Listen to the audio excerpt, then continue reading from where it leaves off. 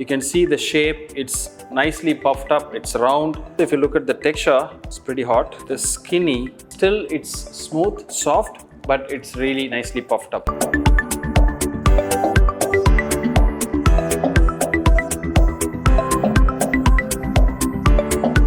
Hey everybody, I'm Sundar. Welcome to RecipeCheckr. In this episode, I'm going to show you one of the most popular and a kid special South Indian breakfast, Poori and Aloo Bhaji.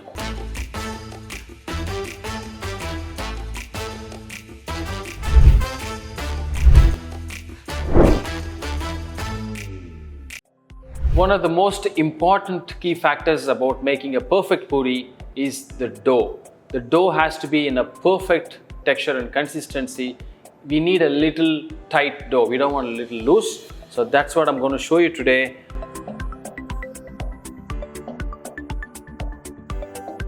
I am taking atta, which is a whole wheat flour, about 250 grams, and soji, which is about 10%. I've taken about 25 grams.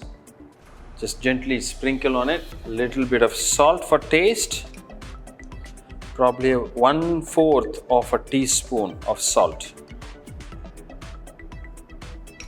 Then once I mix it well, people ask me why we add the soji. Soji is one of the factors give you a nice texture on top of the puri, a little crispy, but still it is the perfect texture you need to achieve.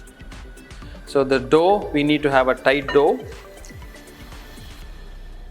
If you have a tabletop mixer, you can use it. But today I'm going to show you how to make a dough in hand. I will very carefully add my water. Now just I made the dough. It's tight dough. You can see the consistency is pretty tight. I'm going to add about 1/2 teaspoon of oil for the dough. It is very important, you need to always add oil for the dough at the end, only after the gluten is formed. It's very tight, and this is important to get the puri to puff up perfectly, and the texture and the consistency is going to be the way you want, as you see that in the restaurant. So this is ready now. I'm going to apply some oil on the top and rest it for the next 30 minutes.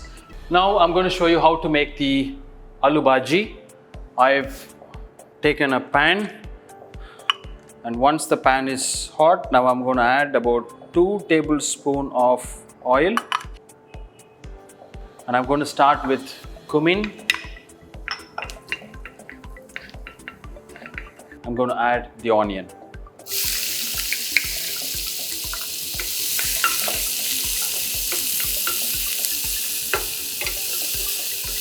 Some salt.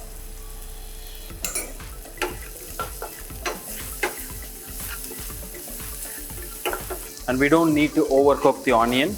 So just before it's getting little brown, and I'm going to add the green chilies.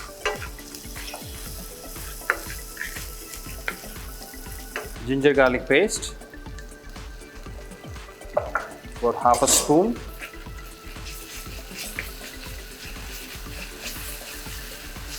Once the raw flavor of the ginger garlic paste is gone, now I'm going to add the chopped tomatoes.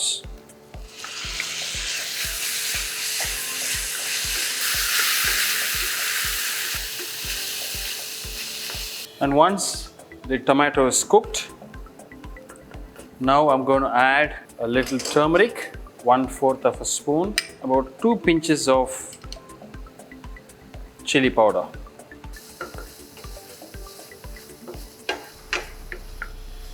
So I always say in Indian cooking, it's not only important what you add, it's also very important when you add the ingredients.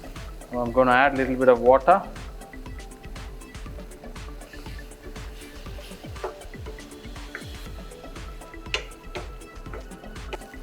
Once the tomato and the base is nicely cooked, now the oil is started getting separated. Now I'm going to get the right amount of water for the consistency which I'm looking for, which is little watery, because I want the potato also need to be added and it just bring to just one boil. So I'm going to add boiled and diced potatoes. Just sprinkle.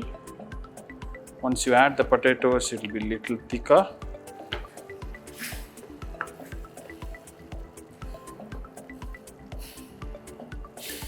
See the color. I'm going to add 1/4 of a teaspoon, a little bit lesser than the 1/4 of a teaspoon of jeera powder, and about 2 pinches of kasturi methi for flavor.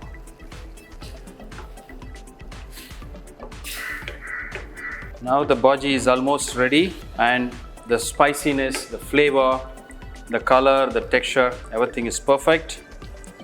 Now I'm going to switch this off and adding some chopped coriander.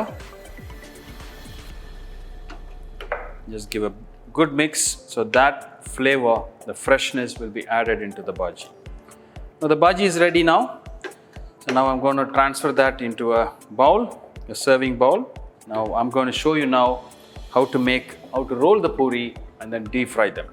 Now the dough is rested for about 30 minutes. Now I'm going to show you how to roll the puri. So I'm going to take half of the dough. One of the techniques you make the evenly round shaped puri is how you portion the dough. The portioning the dough is very important.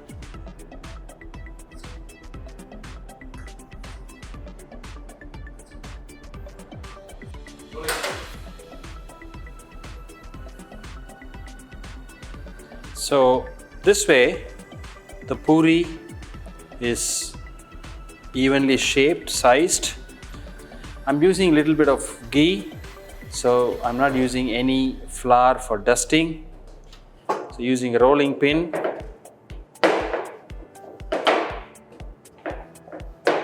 So the thickness is about even, and it should be little thick. We don't want very thin puris. So that thickness will hold the shape when it's puffed up. So now the oil is hot enough.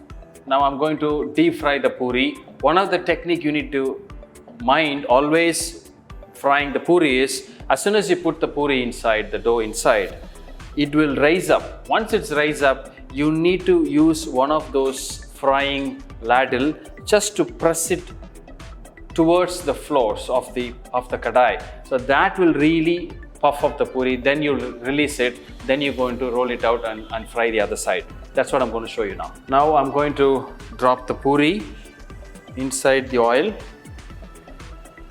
Once it's raised up, so this I need to press it towards the floor of the kadai. Now it's nicely puffed up. Now the puri is ready, fried, and I'm going to just remove it, and this will stay nicely puffed up, even shaped puri. Please try this recipe at home. I look forward to see your outcome in a few images. Please post it in social media platforms with the hashtag RecipeCheckr. And if you have any specific recipe request, please write to me. I'm happy to do a video and post it for you. And subscribe our channel for all the instant updates. Look forward to see you with another video. Thank you.